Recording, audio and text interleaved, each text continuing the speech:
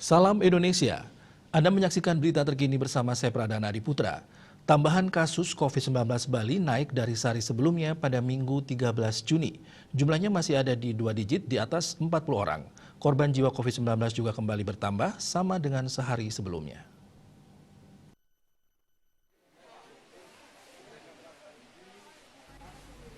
Selain ada penambahan kasus COVID-19, pasien sembuh dilaporkan bertambah dengan jumlah lebih sedikit dari kasus baru.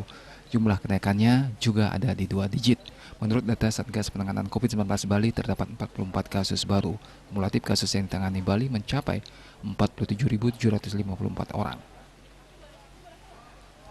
Korban jiwa bertambah 3 orang. Kumulatif korban jiwa COVID-19 tetap 1.523 orang. 3,19%. Rinciannya 1.517 WNI dan 6 WNA. Pasien sembuh bertambah mencapai 42 orang sehingga total pasien sembuh saat ini sebanyak 45.825 orang, 95,96%.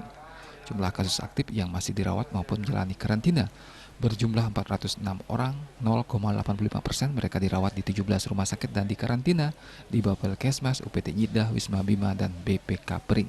Diah Dewi, Bali Pos melaporkan.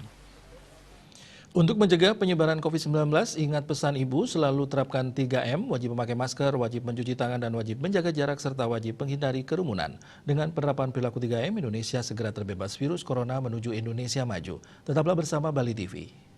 Salam Indonesia.